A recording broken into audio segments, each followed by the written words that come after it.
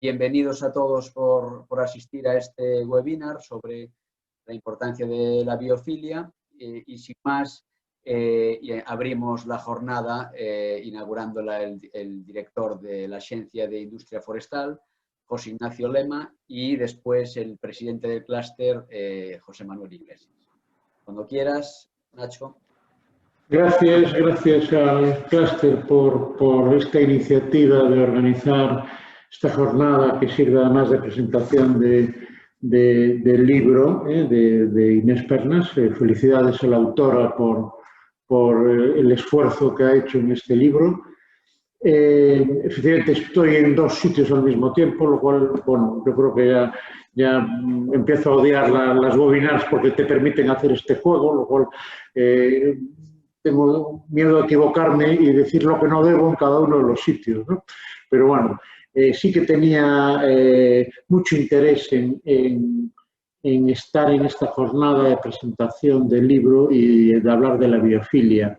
Nosotros tenemos un programa desde la agencia que es el impulso de la Utiliza Madeira, le llamamos el impulso de la utilización de la madera en el ámbito de la construcción.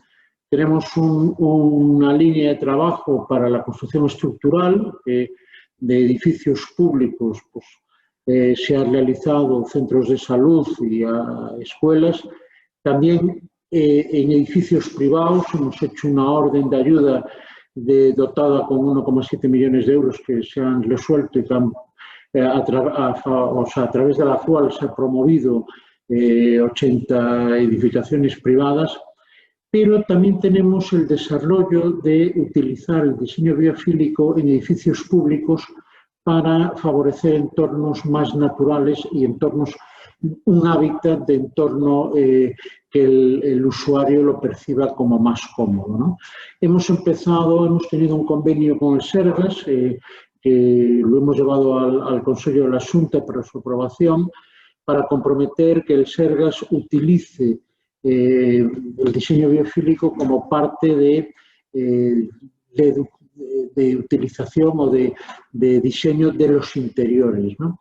Y como la agencia forestal que nos corresponde, Industria Forestal, que utilice la madera como elemento básico del diseño biofílico de interiores. Esto se hizo una primera prueba en el Centro de Salud de Illa de Arosa, donde se utilizó la madera de forma masiva como elemento decorativo. Teníamos un convenio para desarrollar que quedó parado por el COVID en la segunda planta de la Concepción Arenal de Santiago de Compostela, que es la planta destinada a pediatría y a las enfermedades de la mujer, presente también para introducir la naturaleza como un elemento de entorno del hábitat de los usuarios.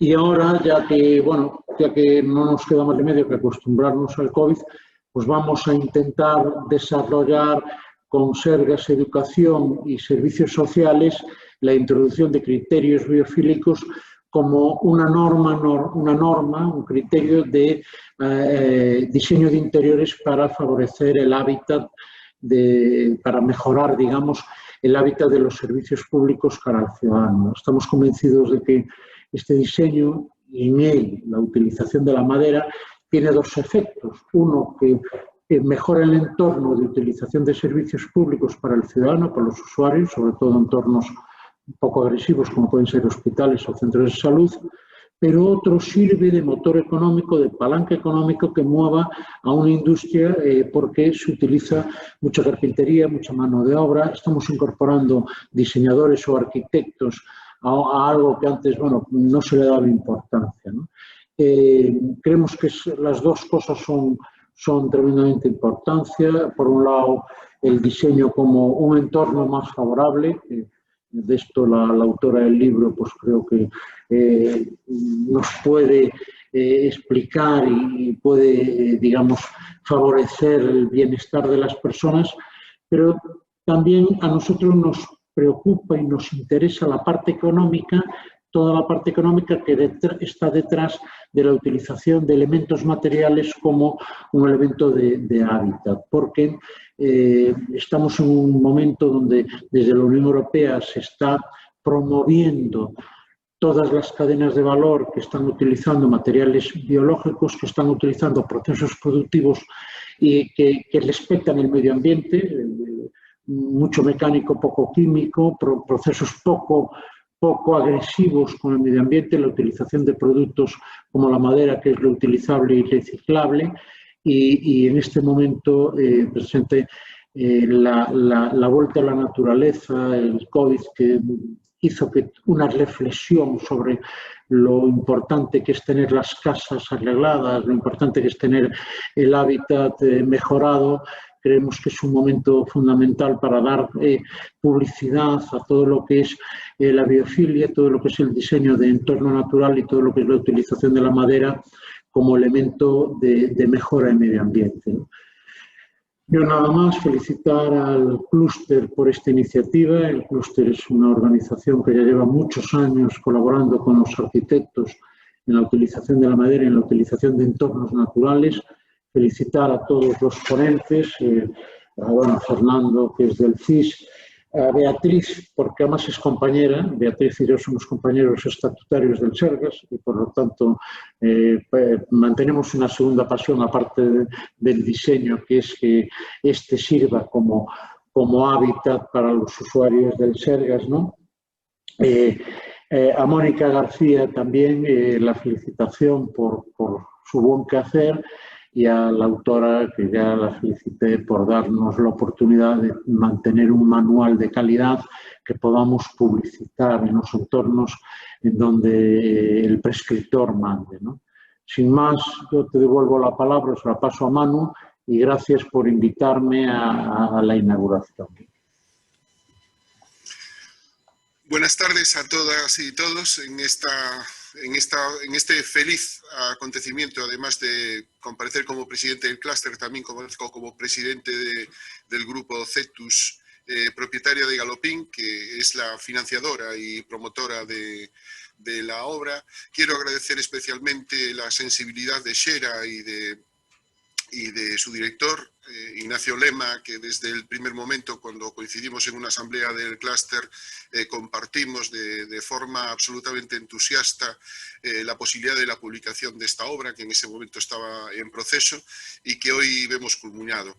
Quiero agradecer también a la Junta Directiva del clúster y a su equipo, que decidió en un momento determinado constituirse en editorial para acopiar el conocimiento que pueda haber, que sea interesante para la cadena de valor de la madera, y también el conocimiento que hay en las empresas que pueda ser interesante para la sociedad. Este es un buen ejemplo. Decir solamente que en el ámbito del clúster llevamos publicando desde hace muchísimos años, asistiendo a charlas y conferencias divulgando el concepto de biofilia y de psicología ambiental. En la Fundación Asalgueiras, también patrocinada por el Grupo Cetus y por Galopin, llevamos haciendo terapias asistidas por animales, trabajando con psicología ambiental, biofilia. Desde hace más de una década hemos patrocinado y también participado en programas de investigación con la Fundación Affinity y con la Cátedra de Terapias Asistidas por Animales de la Universidad de Barcelona. Hace más de 9 años publicamos por primera vez el libro Naturaleza y Desarrollo Infantil, que fue considerado por urbanistas conspicuos como un libro imprescindible para paisajistas y urbanistas, y que, bueno, nos indicaba que nuestra intuición pues iba bien encaminada, porque era una tendencia, digamos, todo lo relacionado entre el diseño y la salud. Bueno, a lo largo de este tiempo incluso llegamos a ser invitados a dar la conferencia de clausura, por ejemplo, de una jornada internacional de enfermería y cardiología, que además despertó muchísimo interés. La justificación de esta obra pues viene del Departamento de Proyectos de Galopin, de los integrantes, de los arquitectos del Departamento de Proyectos, que diseñan todos los días espacios para todo el mundo. Tenían su propia metodología, habían acopiado información por todos los lados, pero los arquitectos Noemi Basanta, Daniel Carvajal e Iria Varela pues consideraban que era necesario pues una organización sistemática de este conocimiento e incluso buscar aquel al que no habíamos llegado, y para eso considerábamos que la universidad era, el método de la universidad era importantísimo. Tuvimos la suerte de contactar con la profesora Inés Pernas, que tengo que alabar y agradecer su paciente virtud, porque fueron larguísimas jornadas tratando de diseñar cómo considerábamos que debería de ser el manual. Fundamentalmente tendría que ser un manual útil para los prescriptores, de fácil consulta, e incluso, como decía el director de Xera, que fuera como una base para establecer una normativa, incluso un procedimiento de ensayo para evaluar pues, una edificación o digamos, un proyecto de interiorismo que reúna las características digamos, de biofílicas. Y bueno, sin más que agradecer a todos los que participaron en la obra, también quiero destacar, porque parece realmente meritorio las ilustraciones, ¿no? que también del ilustrador seleccionado por la profesora Pernas. Y nada más que agradecer a todos los panelistas, ¿no? Para nosotros es un muy feliz acontecimiento el día de hoy. Y bueno, espero que sea de interés esta jornada y al mismo tiempo la publicación. Muchas gracias. Muy bien, muchas gracias. Pues quedan inauguradas esta jornada. Muchas gracias, director, presidente. Entonces ahora le vamos a dar la palabra a Inés Pernas, que nos va a presentar el libro Lugares públicos de estancia con carácter biofílico. Entonces, compartir pantalla, Ricardo. Sí. ¿Me dejas? Sí. Ahora podrías. Ahora sí puedo.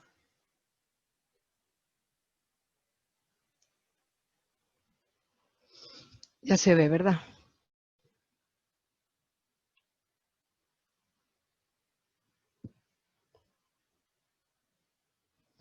Perfecto, Inés. Sí, se escucha bien. Es que os he perdido a vosotros, pero bueno, veo la pantalla.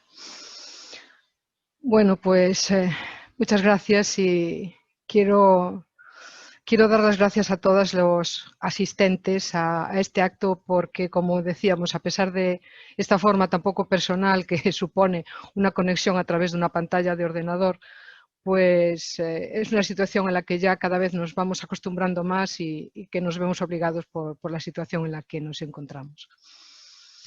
Y bueno, yo también quiero comenzar agradeciendo a José Ignacio Lema, el director de la Agencia Galega da Industria Forestal Xera, a Ricardo González como gerente del clúster da Madeira o Diseño de Galicia, por haber hecho posible la edición de este libro, Lugares públicos de estancia con carácter biofílico, manual de diseño, que hoy se presenta y del cual soy autora. De manera particular, Manu, quiero hacer mención de tu figura, la figura de Manuel Iglesias, fundador y responsable de la empresa Galopín, pues fue él quien en su momento tomó esa decisión de contactar conmigo, pero a través de Álvaro Baliña, profesor de la UDC, con el que ya también tenía relación, otro trabajo de colaboración, y que gracias a él y a esta relación pues, se ha podido llevar a cabo este proyecto. Un proyecto que se inscribe en un trabajo, en un proyecto de investigación que es desarrollo experimental de espacios biosaludables modulares con esencias gallegas de mar y bosque, acrónimo Biospace. Este proyecto se encuentra englobado en las convocatorias de ayudas al programa Conecta Pyme del 2015 de la Xunta de Galicia. Y es verdad que este manual es una parte fundamental del trabajo de colaboración. Sin embargo, a lo largo de estos años hemos colaborado en alguna cosa más. Hemos participado en pequeños proyectos con ayuda de alumnos, de arquitectos, y hemos preparado diseño de juegos modulares, de elementos de geometría, para cubiertas, que tenían como motivo aportar al catálogo de juegos que ofrece Galopín pues parte de ese carácter biofílico o biosaludable que siempre está presente en toda la producción de la empresa. Y es verdad que todas las nuevas generaciones de profesionales de la arquitectura y del urbanismo, del paisaje o incluso del interiorismo se enfrentan a los proyectos ya con un conocimiento sobre temas yo no voy a decir a lo mejor tanto de biofilia de forma consciente, ¿no? Pero sí sobre ciudades verdes, ciudades sostenibles, urbanismo saludable, espacios inclusivos, y son conscientes de que todo esto hay que integrarlo en los nuevos proyectos que se van a ofrecer a una sociedad del futuro. Sin embargo, la relación del individuo con su entorno no es, aunque tenemos ese conocimiento, queremos aportarle ese carácter novedoso, realmente no es tan novedoso. Yo creo que responde a una relación ancestral, a una necesidad que siempre ha procurado tener el ser humano, que es mantener esa relación, esa filiación con procesos naturales y preferir la presencia de elementos naturales frente a los construidos y en general buscar espacios que fomenten su bienestar y la salud tanto física como mental. Y eso nos llevó realmente a plantear un objetivo innovador. Yo creo que fue lo fundamental, después de tantas reuniones que tuvimos, es verdad, llegamos a la conclusión de que había que darle al manual un algo más, un plus. No solamente ofrecer un manual que lo es, pero ¿qué le ofrece además a los profesionales? ¿Qué le ofrecía además a esos técnicos que colaboraban con la empresa?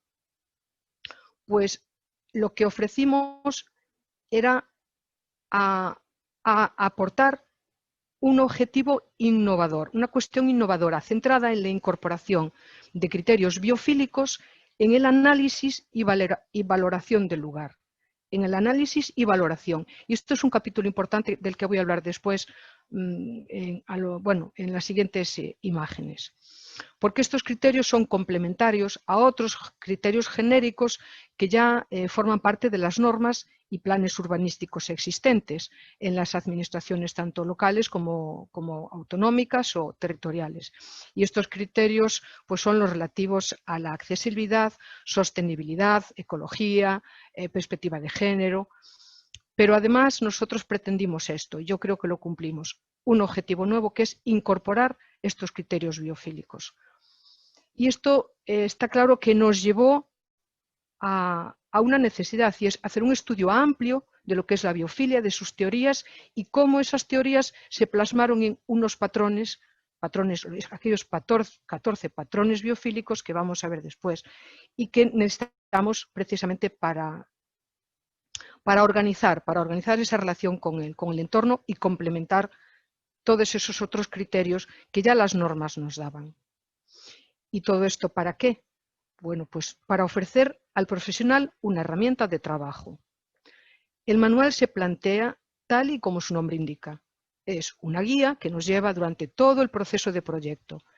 Una guía que facilita el conocer qué son y qué objetivos incluyen los patrones biofílicos y además la forma de incorporarlos en el proyecto. ¿Y cómo planteamos este manual? Pues esto fue una petición desde siempre de Manu, de Galopin y de los técnicos. Tenía que ser un documento amable, ameno, agradable y que fuese visual en su uso. Y de ahí el planteamiento de la incorporación del color. El color en las ilustraciones y finalmente lo llevamos a lo largo de todos los capítulos como un nexo, como una unidad formal, una unidad visual. Y tengo que en este sentido agradecer las ilustraciones hechas por Carlos Fernández y la maquetación y tratamiento de esas ilustraciones de Gonzalo Blanco, porque su colaboración fue fundamental. Son dos personas ajenas al grupo al que pertenecemos, el grupo Gauss, al que pertenezco, pero ellos ayudaron mucho y creo que dieron una visibilidad importante, una visión importante de la imagen del manual. Entonces, una vez definidos el objetivo y hacia quienes se orienta el manual, que son profesionales, técnicos básicamente, técnicos que trabajan con planos urbanísticos, que trabajan con planos de ciudades, con callejeros, con planos topográficos, es decir, necesitábamos a estos profesionales darles una definición del ámbito de actuación. el ámbito que se circunscribe, se va a circunscribir a espacios urbanos libres, de carácter estancial o de tránsito. Y el espacio urbano como tal, más fácilmente reconocible por los usuarios de a pie, digamos así, son las plazas en las que nos reunimos, nos concentramos, hacemos actividades, pero es que además dentro de ese plano de la ciudad existen otro tipo de áreas que quedan entre las edificaciones, que están circundadas por estas o bien rodeadas por calles. Y en este sentido hizo falta, o creímos oportuno, diferenciar dos tipos de espacios, un espacio exterior y un espacio interior. Y estos conceptos están ligados a la ubicación de estos espacios dentro de la trama urbana. De ahí que tenemos, primero, el ámbito del espacio exterior, que está compuesto por plazas, áreas exteriores de los edificios y separadas mediante vías de tráfico, en el que se encuentra ese espacio interior que se encuentra dentro de una manzana edificada y que está rodeada de las fachadas de los edificios, y por último el espacio exterior de un área comercial. Y esto nos llevó a qué es el espacio exterior de un área comercial y qué es el espacio interior de un área comercial. El espacio exterior de un área comercial es aquel que rodea a estos edificios, que bien son construcciones en superficie o en altura y que albergan un uso comercial. Y en su entorno exterior pues se producen también áreas de restauración o de juegos, pero dentro del edificio, dentro del área comercial, también se crean áreas centrales en las que también hay esas actividades de ocio, de juegos o de cafeterías o de restauración. Entonces, con esto teníamos ya marcado, definido cuál era el ámbito de actuación, espacio exterior o espacio interior a cubierto. Y con esto necesitábamos decir cómo, para analizarlo, necesitábamos configurar ese espacio, porque si no tenemos una configuración así sin más, solamente espacios exteriores, espacios interiores, ¿cómo configuramos ese ámbito? ¿Cómo lo estudiamos? Y realmente este apartado, este capítulo, fue el que nos requirió más tiempo y estudio, porque queríamos que la visión del ámbito fuese completa, lo tuviésemos perfectamente definido y acotado. Un espacio público es un ente complejo, por lo tanto era necesario reunir todas las condiciones y características que fuesen posibles, que pudiesen darse dentro de ese espacio para después aportar ese conocimiento global para después poder valorarlo. Y entonces planteamos 4 enfoques, como una cuadrícula, ¿no? Las 4 partes de una plaza.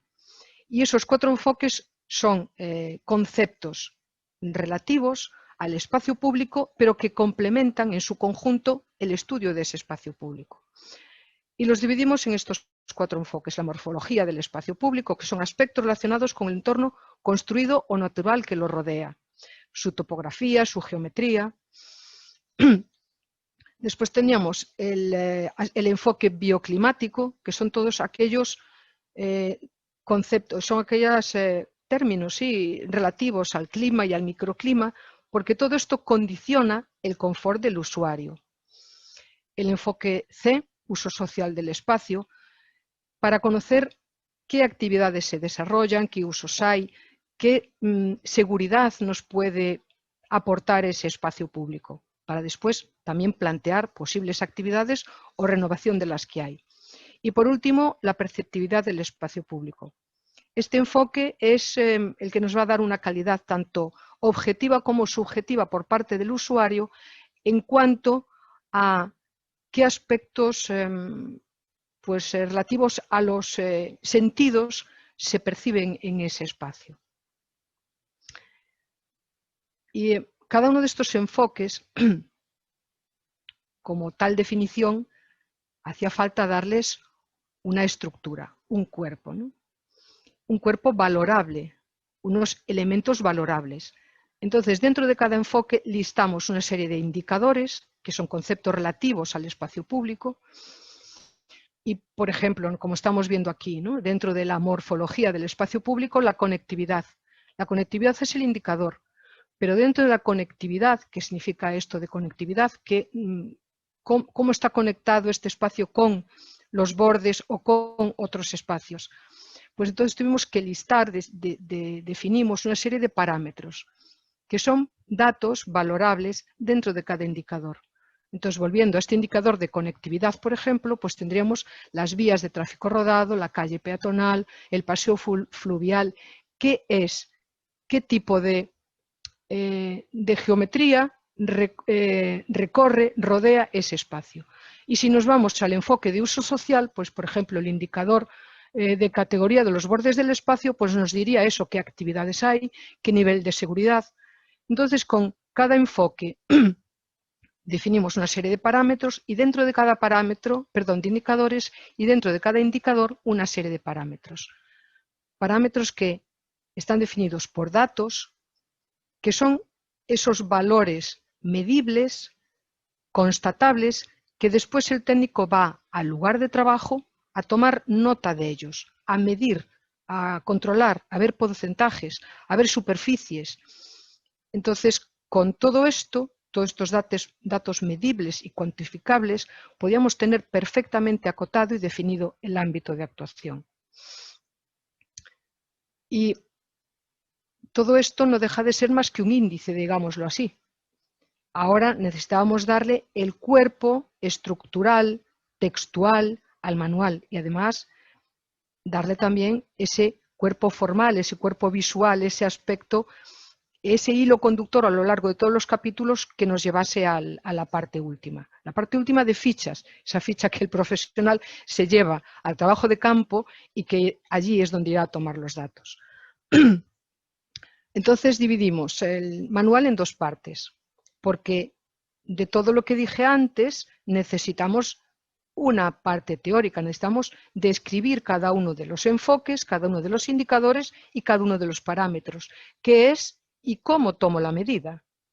Y entonces de ahí el primer marco teórico, la primera parte, marco teórico, en donde dedicamos un amplio capítulo a todas las definiciones y conceptos relativos a la biofilia, a los conceptos de la naturaleza en la biofilia, al diseño biofílico y la arquitectura biofílica, y se hace un recorrido a través de los distintos teóricos y teorías del diseño biofílico que nos han llevado a establecer finalmente un capítulo, un apartado específico donde se describen por separado y en detalle cada uno de los 14 patrones de diseño biofílico.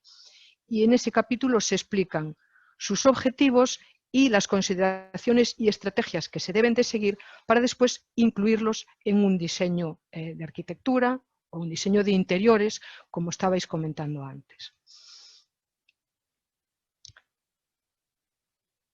Y nos quedaba por último, dentro de ese marco teórico, describir el espacio público de estancia, es decir, darle nombre, darle conceptualizar cada uno de esos apartados de los enfoques, los indicadores y los parámetros. Entonces, aquí tenemos todo ese desglose de forma pormenorizada de las definiciones relativas a los 4 enfoques, a los indicadores y a los parámetros. Tanto en el enfoque, lo del directo, ¿verdad?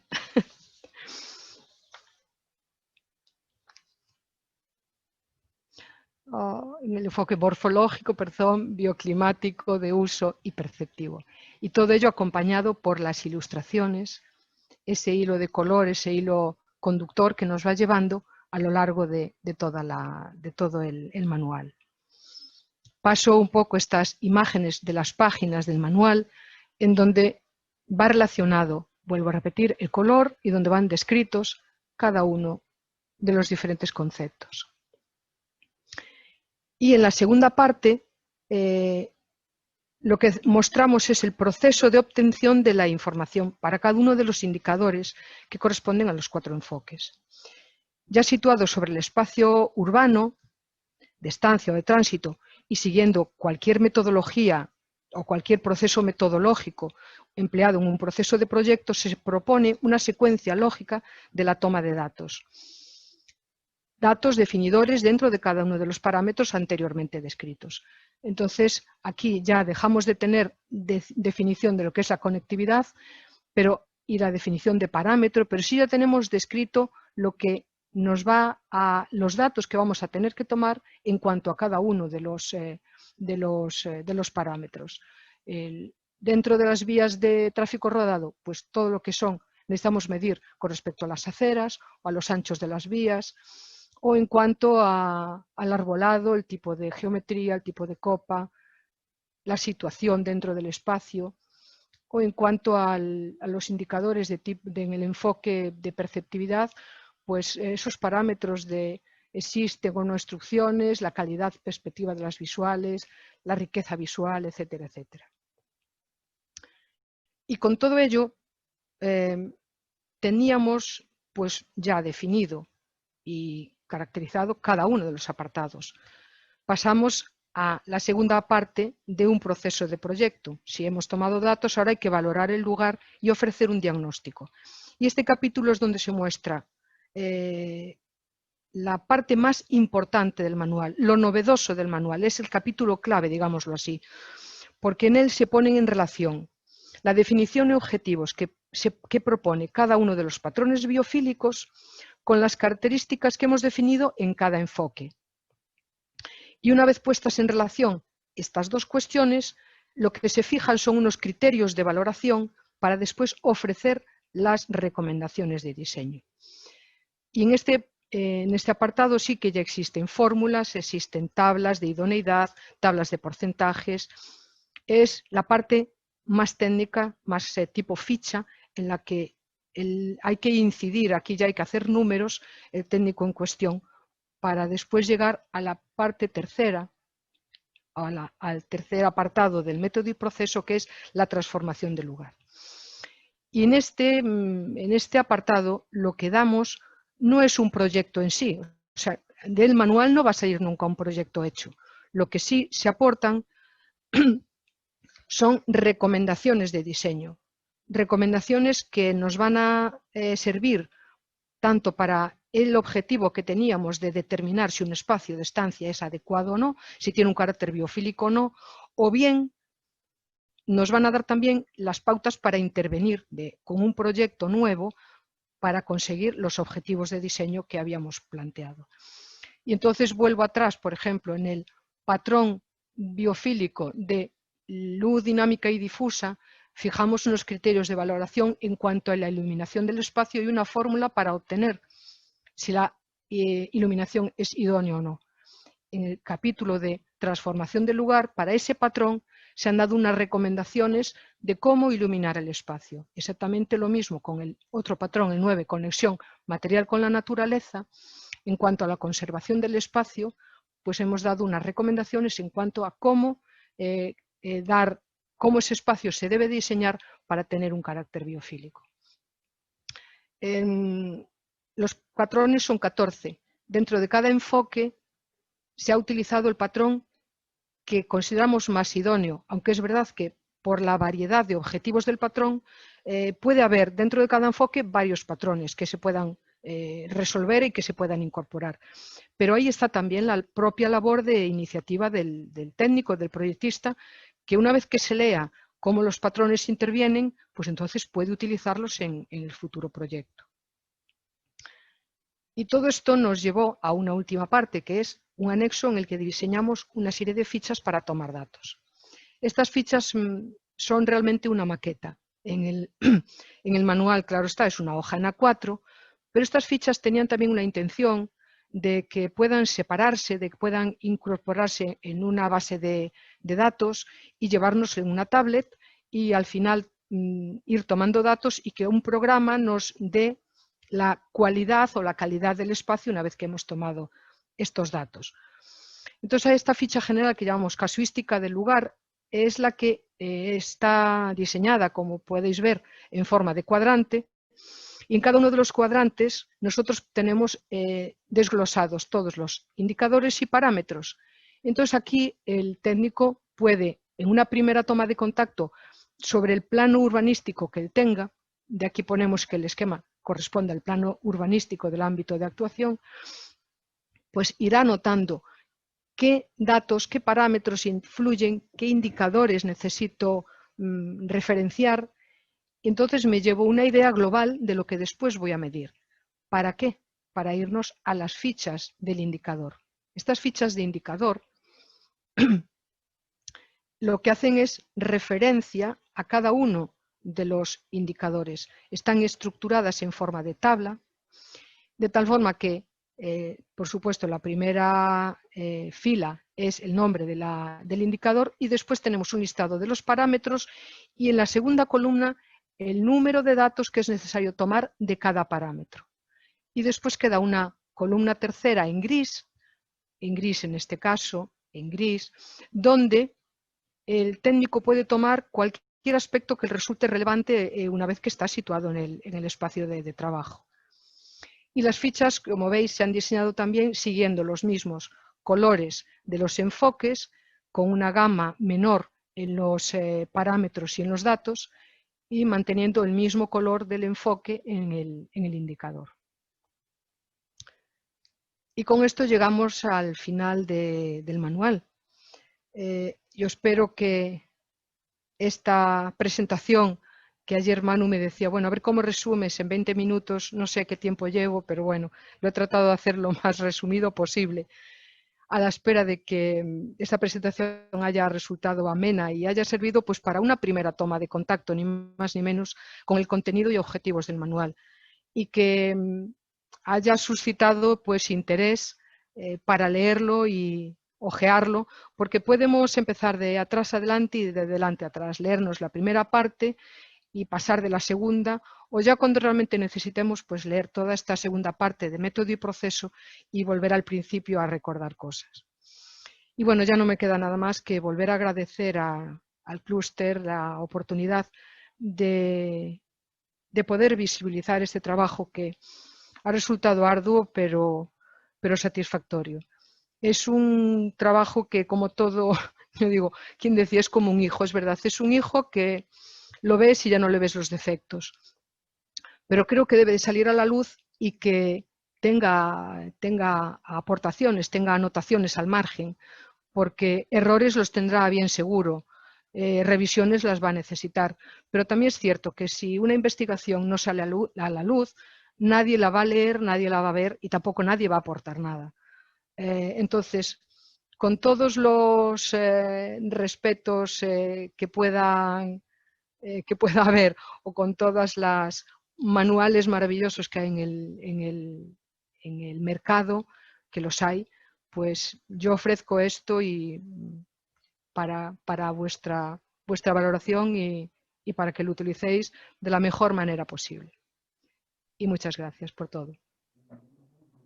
Muchas gracias, Inés. Muchas gracias por la presentación. Es una tarea muy complicada en tan poco tiempo ser capaz de resumir un manual tan extenso y con tanta metodología y fichas. Entonces, bueno, enhorabuena porque por lo menos... Sobre todo eso, que los capítulos... no es cuestión de decir aquí lo que hicimos en cada capítulo, porque es que es eso, es necesario leerlo y decir algo a continuación. Gracias. Bueno, muy bien, estupendo. Pues continuamos entonces con el programa previsto. Ahora nos acompaña Fernando Sanz, nos va a hablar sobre la biofilia y la madera y el bienestar. Fernando Sanz es un técnico del CIS Madeira, lleva ya muchísimos años trabajando en el CIS Madeira, atesora un gran conocimiento y nada, cuando quieras, Fernando. Muchas gracias, Ricardo. Buenas tardes a todos. Por mi parte, como introducción a la mesa redonda, voy a tratar de ofreceros una visión general muy resumida sobre varios aspectos relacionados con el uso de madera como uno de los medios que contribuyen a la implementación del diseño biofílico. Concretamente, presentaré algunos ejemplos sobre resultados de investigación que sugieren la existencia de beneficios relevantes desde el punto de vista del bienestar y la salud. También, a continuación, expondré algunas recomendaciones prácticas y varios ejemplos. En los numerosos estudios realizados en los últimos años sobre los efectos derivados de la exposición visual a la madera, básicamente se ha considerado una doble perspectiva. Por una parte, se ha trabajado desde el terreno de lo subjetivo, considerando el análisis de preferencias personales, y por otro lado, algunas iniciativas han tomado como referencia datos de carácter fisiológico, emocional o cognitivo, vinculados a reacciones que se producen de forma involuntaria. Con respecto a la primera vertiente, los resultados obtenidos en varias ocasiones ponen de manifiesto que para la mayor parte de la población la madera es un material que contribuye a crear un ambiente natural y cálido, preferible a otras opciones. Voy a mostraros dos ejemplos. Esta imagen corresponde a datos obtenidos en una encuesta telemática dirigida a identificar percepciones con independencia de la edad, el género o el lugar de origen. Una gran mayoría de las respuestas, en torno al 96%, calificó la madera como un material natural y visualmente atractivo. Aplicando un análisis comparativo, se ha podido constatar también una clara preferencia frente a materiales de construcción alternativos como el acero, el hormigón o el ladrillo. Esta imagen corresponde a una encuesta realizada a unos 1000 trabajadores que desarrollan su actividad en espacios de interior. Voy a mostraros ahora 3 referencias basadas en análisis de datos fisiológicos. Estas imágenes corresponden a una experiencia en la que se realizó una medición del nivel de conductancia de la piel. Este es un parámetro que se utiliza habitualmente como indicador del nivel de estrés. Se trata de un trabajo desarrollado en Canadá en el que 119 personas fueron sometidas a una experiencia dividida en 3 etapas en la que se realizó una prueba concebida para ejercer un efecto estresante. Tal como aparece representado en este gráfico, los resultados pusieron de manifiesto un efecto reductor del estrés de características similares al que se produce ante la exposición a la naturaleza. Presento a continuación otro ejemplo. Esta imagen corresponde a un centro de educación secundaria situado en una pequeña localidad austríaca. En este caso, 2 clases fueron equipadas con materiales de madera en el techo, en el suelo y en una de las paredes laterales, con el fin de disponer de un espacio comparable a las aulas convencionales. El estudio incluyó la recogida de datos fisiológicos a unos 50 alumnos de forma regular durante un periodo de aproximadamente un año mediante dispositivos portátiles como el que aparece a la izquierda. Paralelamente, se llevaron a cabo pruebas psicológicas a estudiantes y profesores. En resumen, los resultados pusieron de manifiesto una reducción significativa de la frecuencia cardíaca, equivalente en promedio a 8.600 pulsaciones diarias, un efecto positivo en relación con el tono vagal, que es un indicador fisiológico de la vulnerabilidad ante el estrés, una reducción del estrés de los alumnos y una mejora cognitiva asociada a un menor número de errores debidos a la falta de concentración.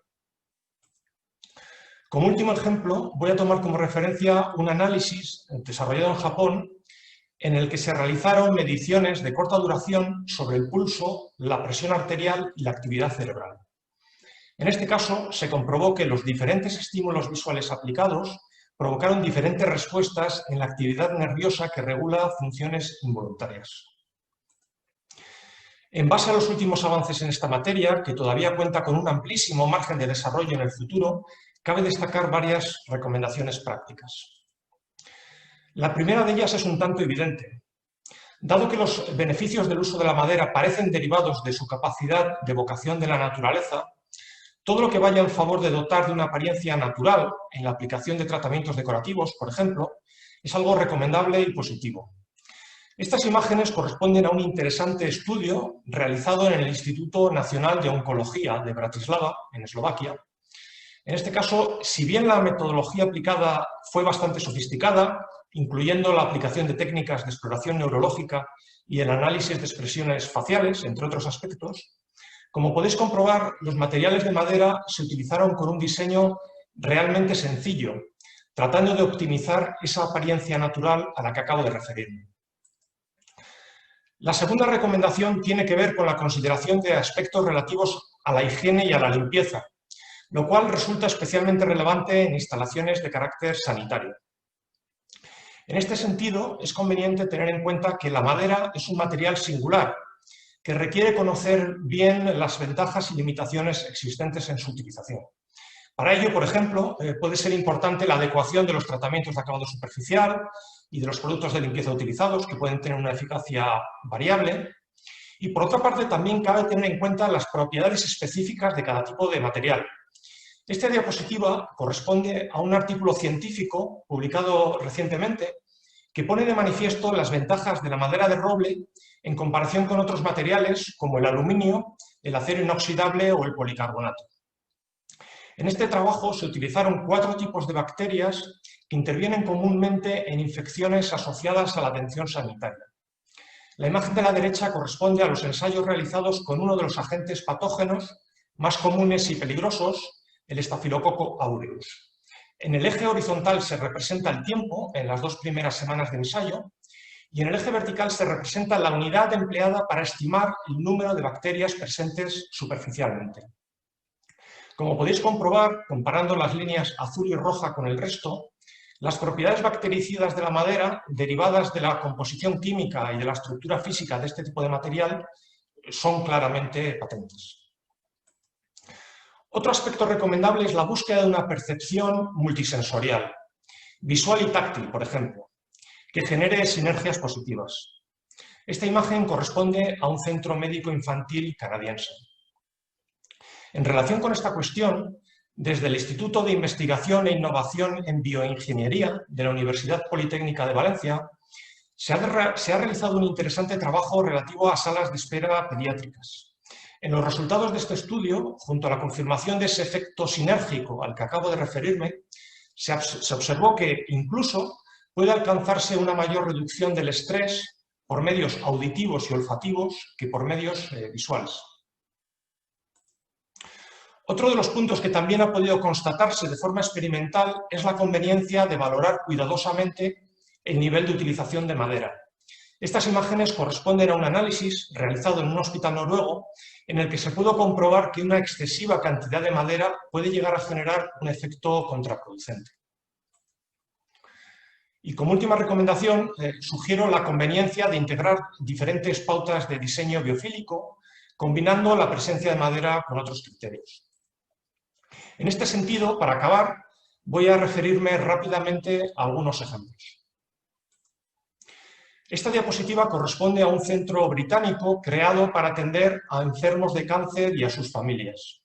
Como podéis comprobar en las imágenes, la presencia de superficies de madera se combina con elementos naturales y con una configuración de los espacios que permite una fácil conectividad con el exterior, tanto visual como física.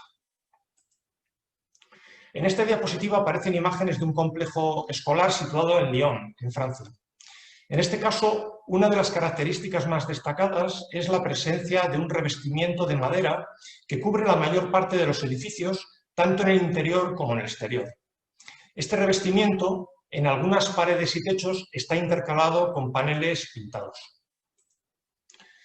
Estas son imágenes de un hospital noruego que fue diseñado también dando prioridad a la utilización de madera y a la creación de una conexión visual con el exterior del edificio. Esta diapositiva corresponde a una residencia de ancianos austriaca que muestra también las ventajas que puede ofrecer la combinación de varias pautas de diseño para crear espacios confortables y adecuados a este tipo de uso residencial. Y ya por último incluyo una referencia asociada al sector hotelero. Se trata de un establecimiento portugués que ha sido premiado recientemente como el mejor hotel boutique de Europa. En mi opinión, este es un magnífico ejemplo sobre las posibilidades que puede ofrecer en nuestro entorno más inmediato la integración del diseño biofílico y la puesta en valor de maderas de origen local. Y por mi parte, en esta primera intervención, nada más. Gracias. Muchísimas gracias, Fernando. Muy interesante tu exposición. Ahora vamos a darle paso a... Un segundo, por favor, déjame recuperar el control. Vamos a darle paso a, creo que la única panelista médico en la sala, Beatriz Piñeiro, Bueno, ella es responsable de estrategia de economía circular del Sergas y es muchas otras cosas, que tiene un amplio bagaje, bueno, ya de hace muchos años en este sentido.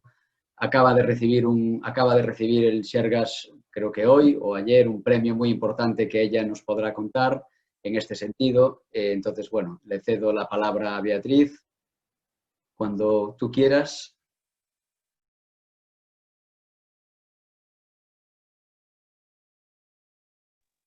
Activa el audio, por favor. Muchas gracias, Ricardo. Bueno, muchas gracias a todos. ¿Se me escucha bien? ¿Hola? Se te escucha bien, Beatriz, sí. Vale, perfecto. Gracias. Bueno, yo voy a intentar introduciros el sector salud. Creo que todos, de una forma o de otra, hablaron del sector salud, como no puede ser de otra manera. Y yo escogí el título para hablar en la primera intervención diciendo que somos naturaleza, ¿no? Perdonad, porque no sé qué me pasa, que no va. Un momento. Ahora. Pero quiero empezar hablando de las palabras que decía ayer Antonio Guterres, el secretario general de Naciones Unidas, a propósito de la situación que estamos viviendo, ¿no? Y él decía que es el momento de transformar la relación de la humanidad con la naturaleza y la relación entre los seres humanos. Y eso es una lección para aprender en este año. Y yo estoy totalmente de acuerdo, pero también esta afirmación creo que también es una oportunidad de cambio para mejorar el mundo en el que vivimos. Si me permitís, yo lo que quiero puntualizar de lo que es la biofilia, ¿no? Para mí es de cara al sector salud, ¿no? Es esa conexión entre el ser humano y la naturaleza. Esa conexión lo que hace es generar una experiencia saludable. Y cuando nosotros introducimos la biofilia, ¿no?, en los espacios y en los entornos construidos, lo que hacemos es transmitir el confort y el bienestar a esos espacios. Con lo cual, desde hace bastantes años, pero especialmente desde una década, el Servicio de Salud lleva intentando transmitir esas experiencias saludables para mejorar la calidad de vida de las personas. Esto es nuestro edificio, el de la Consellería de Sanidad, donde está el Sergas, y es un edificio circular y, como veis, está abierto con un montón de naturaleza, de luz. Y si me permitís, creo que es bastante importante que reflexionéis cuál fue el impacto del sector industrial en la vida de todas las personas, ¿no? Lo que se llegó a hacer es sectorizar, compartimentar todos los estamentos, ¿no?, en la comunidad, pero también en el sector salud. Se llegó a tener muchísima eficiencia, pero nos importaba mucho tratar enfermedades, hasta que hay un antes y un después en el Servicio Gallego de Salud. Por eso os voy a hablar sobre la trayectoria como impulsor y referente para alcanzar la sostenibilidad y la resiliencia. Y esta hoja de ruta comienza con la estrategia Sergas 2010-2014, cuando se convierte la sanidad pública, se centra en los pacientes.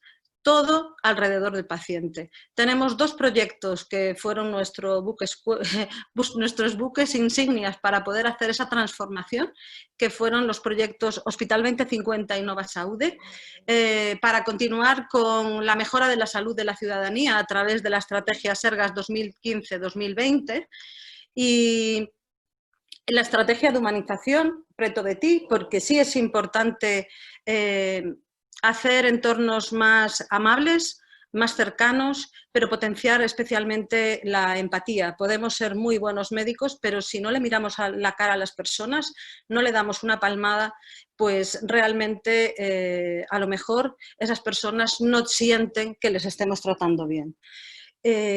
Y eso sí le importa al Servicio Gallego de Salud.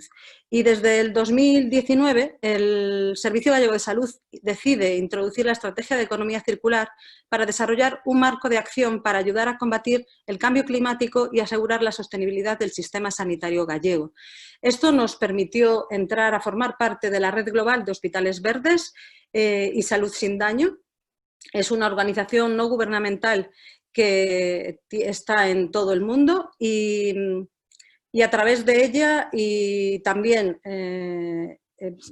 estuvimos en la Cumbre del Clima. Aprovecho porque también está escuchándonos Nacho Lema. Estuvimos compartiendo un evento, Galicia, Resiliente Comunidad y Clima. Tuvimos la oportunidad, que estuvo el gerente del Sergas, contando la trayectoria del Servicio Gallego de Salud como palanca de cambio y como algo para repensar todos los sistemas de salud. Y como decía Ricardo, nos acaban de dar 2 premios. Este año, hace 5 años que es el aniversario del desafío climático del cuidado de la salud, y también es cuando hace 5 años de la firma del Acuerdo de París. Creo que es un año importante para que nos hayan dado este reconocimiento, el reconocimiento de resiliencia climática, de liderazgo climático, un premio que creo que nos va a ayudar a potenciar mucho más este camino y a conseguir pues esa mejora de la calidad de vida de las personas y respetando al planeta. Bueno, yo os traje varias fotos de diferentes proyectos que están enmarcados tanto en Innova Saúde como en Hospital 2050. Este concretamente está enmarcado en Innova Saúde, es un espacio de innovación donde utilizamos la biofilia de base. Es un espacio que está ubicado en la Consellería de Sanidad y tal como este tenemos otros espacios en cada área sanitaria. En total tenemos 8 espacios de innovación que si queremos conseguir cosas diferentes tenemos que dar herramientas diferentes. Esos espacios son espacios que te permiten unas dinámicas diferentes, que te estimulan la creatividad. Ya veis que están inmersos en la naturaleza, ¿no? Y también utilizamos madera como elemento también que ayude, ¿no?, en esa creatividad. Esta es la sala de neurología Miguel Blanco. Bueno, este proyecto es un proyecto complicado para mí en el sentido de contároslo, porque Miguel era un compañero, siempre me emociono hablando de él. Él diseñó, tuvo la idea, ¿no?, de este espacio para los pacientes con ictus y él no pudo ver finalizado este proyecto. Estábamos trabajando todo el equipo de innovación de la Consellería con el Servicio de Neurología y directamente con Miguel, y un día de repente nos dejó. Tuvo un accidente cerebrovascular con 45 años y se murió. Fue un impacto para todo el servicio y para todo el equipo de innovación, una gran pérdida, pero Miguel lo que nos transmitió y lo que pudimos dejar fue su impronta y ayudar a todas esas personas que tienen un ictus y que lo importante es ayudarles a mejorar su calidad de vida e integrarse de nuevo en su hogar y que sus familiares también lo puedan aceptar. Si os fijáis, es un espacio, la foto no es buena porque es de noche, no podíamos hacer fotos estando los pacientes, y todos esos ventanales que se ven al fondo son ventanales que se ven árboles, se ve todo espacio verde, todo está hecho, el mobiliario específico para estos pacientes, te permite hacer diferentes dinámicas con terapeutas ocupacionales, con los pacientes, con los familiares. Y hay una cosa importante, que estos pacientes sí es necesario que sepan en qué época del año están, porque cuando están ingresados pues pueden perder la orientación del tiempo, y en la propia sala hay unos paneles donde se ve la estación del año para que también ellos estén visualizando la época en la que están. Este es el Servicio de Urgencias de Pontevedra, es otro proyecto, era un proyecto que era un servicio que tenía mucho estrés, el espacio pequeño, pero apostamos por hacer una intervención básicamente donde lo primero, ordenar. Si os fijáis, la naturaleza lo que tiene es un orden, ¿no? Y eso era importante, ordenar los flujos, ordenar todo el espacio, hacer una intervención con los colores, con las texturas, con la temperatura, con la luz. Y lo que conseguimos fue que el nivel de estrés disminuyese de una forma importante. Esta es la huerta terapéutica del Hospital de Orense, es un proyecto enmarcado con el proyecto Hospital 2050. Como veis, podríais decir que es cualquier otro lugar y no un hospital, ¿no? Y esto, la verdad que es un proyecto que está interaccionando muy bien con los pacientes y les permite mejorar su recuperación en menor tiempo. El Lucus Augusti es alrededor del hospital. Hay huertos, que es un huerto solidario. Están los voluntarios trabajando en este huerto y en 4 años se han recogido 11.000 kilos para el Banco de Alimentos. A mí me parece interesante estos proyectos porque lo que también te permite, ¿no?, es hacer ese cambio de concepto de ver que desde un hospital se puede generar alimentos y se pueden dar a personas que necesitan tener alimentos. Esto ya es un hospital, el Hospital de Vigo, el Álvaro Cunqueiro, es un proyecto ya que desde su inicio lleva la certificación BIN. Esto es el servicio de pediatría del propio hospital, pero si os fijáis, utilizamos esa parte de humanizar, ¿no?, de bajar el nivel de estrés para los niños, pero esto está también en los diferentes hospitales de Galicia. Es otra parte, habitaciones, la parte de hospitalización de día. Y esta es la zona de radioterapia. El cambio de concepto también, ¿no?, de ayudar a que disminuya ese estrés para cuando vas a hacerte unas pruebas, con lo que supone lo que es la parte de radioterapia o de los aceleradores. Y aquí utilizamos pues todas las imágenes de naturaleza para que el espacio sea más amigable, ¿no? Sea más fácil, más llevadero y te ayude a no estar nervioso. Pero yo creo que es importante que hablemos, porque como somos de naturaleza, y antes Inés sí que lo dijo, que siempre se utilizó de forma ancestral, ¿no?, la terapia del poder sanador de los árboles. Los celtas atribuían a los bosques estas funciones mágicas y religiosas.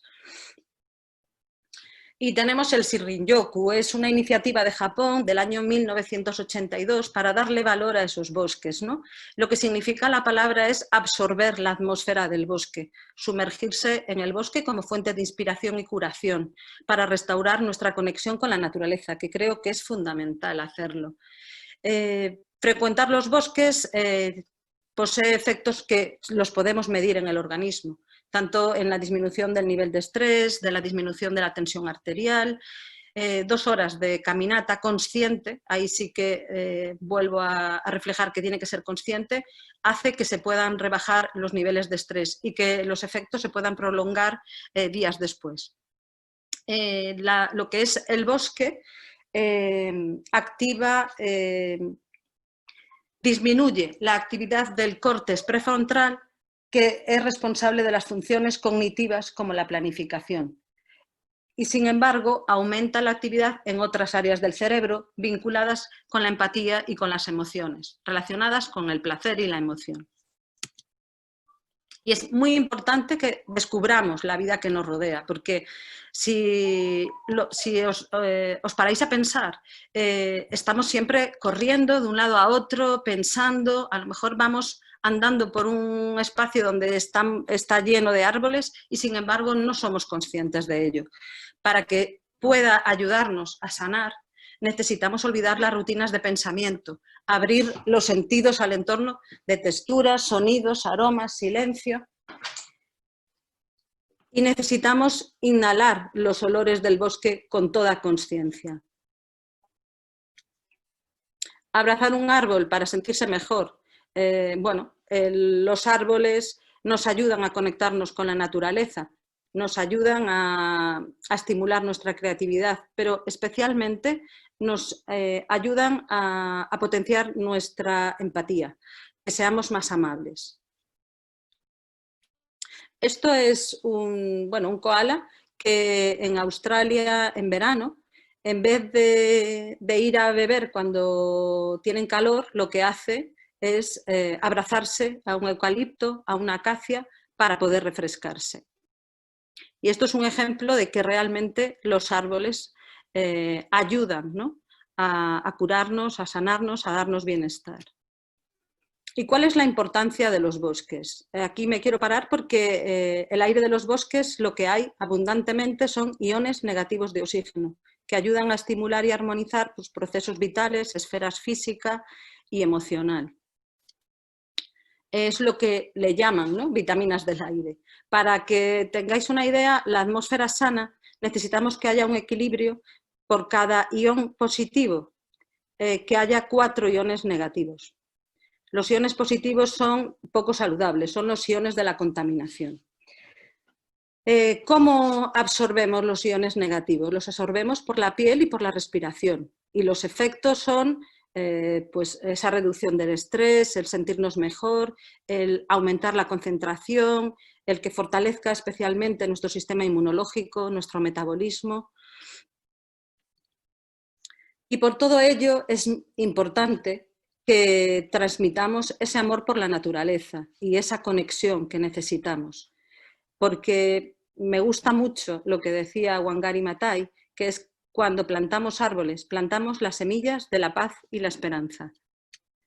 Y los nativos americanos decían que los árboles son las columnas del mundo. Cuando se habrán cortado los últimos árboles, el cielo caerá sobre nosotros.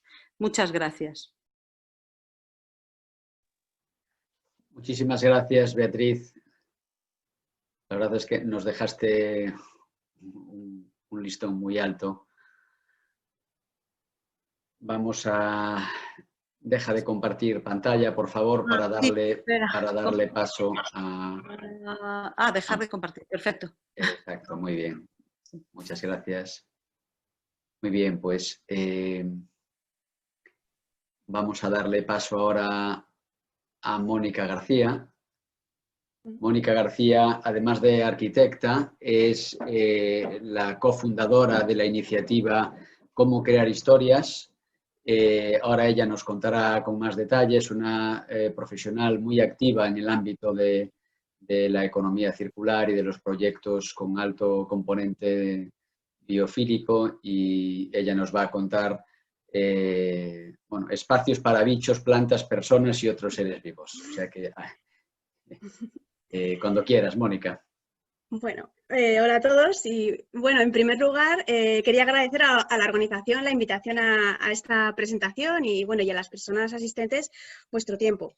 Os voy a hablar de la herramienta de regeneración y creación más innovadora de la que disponemos, que es la naturaleza, el hogar de los bichos, plantas, personas y otros seres vivos. Bueno, voy a compartir pantalla, ¿vale? A ver. Sí, ahora se ve, ¿no? Bueno, empecemos por el principio, ¿vale?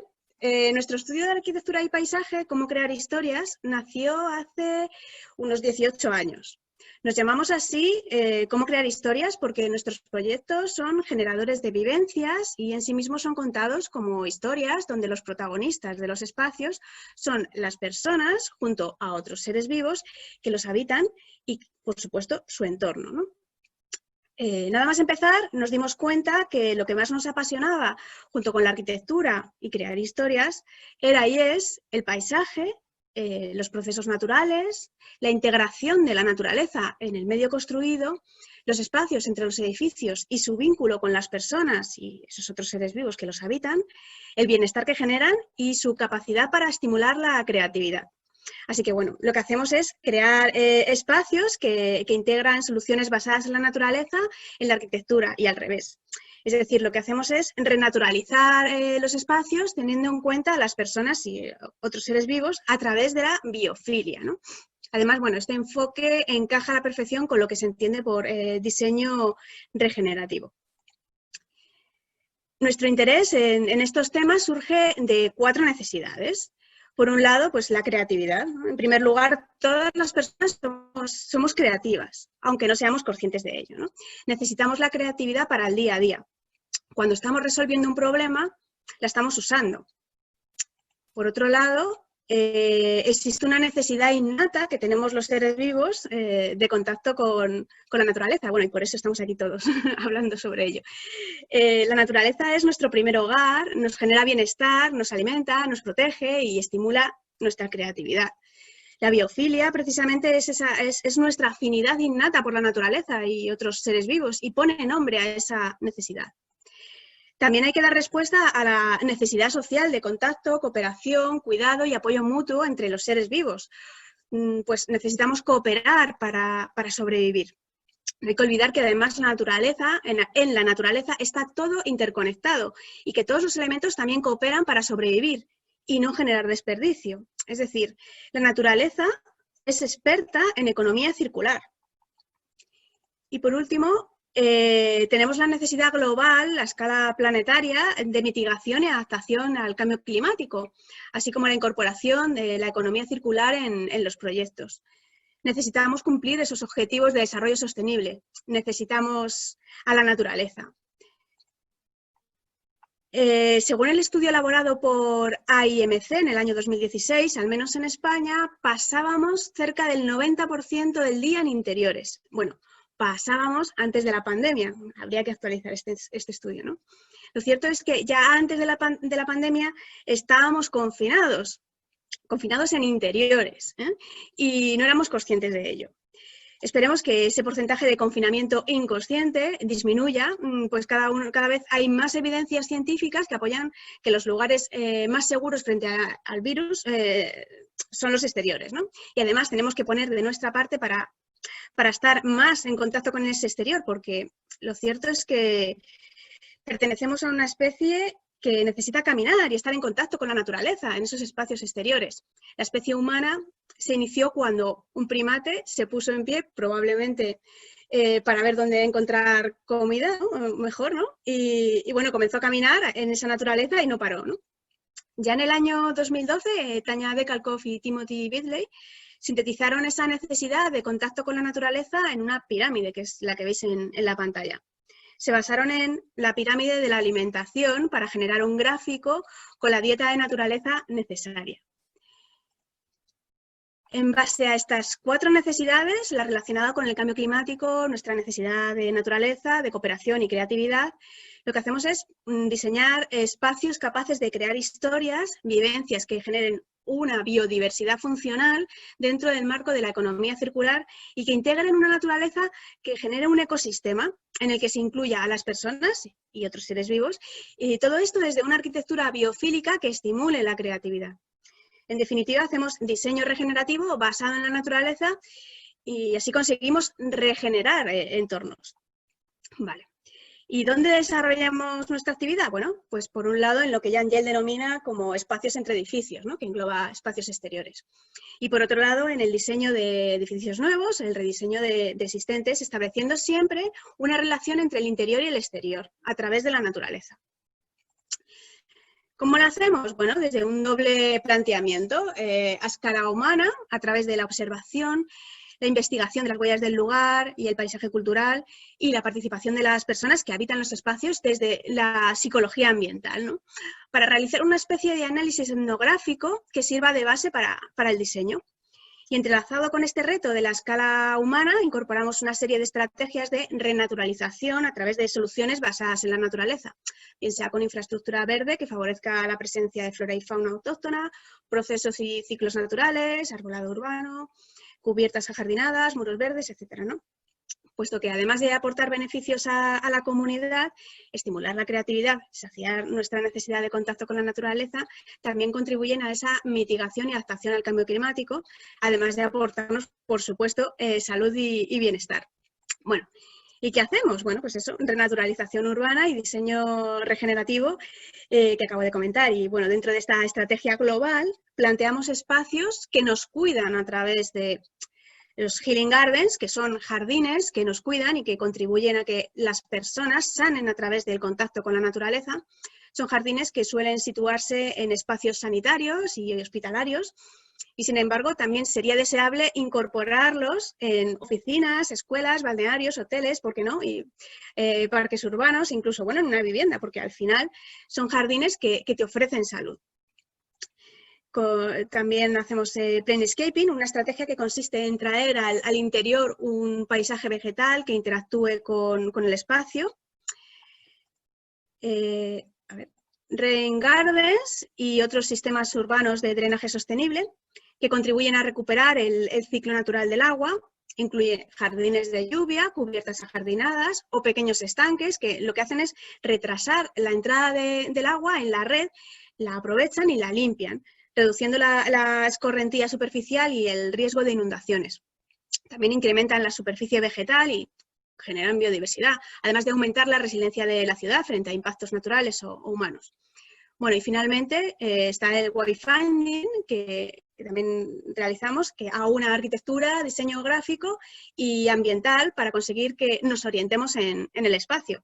Cuando visitamos los espacios necesitamos saber hacia dónde nos dirigimos, dónde estamos y localizar rápidamente el lugar que buscamos. Es decir, los espacios necesitan ser buenos anfitriones, necesitan darte la bienvenida y abrazarte.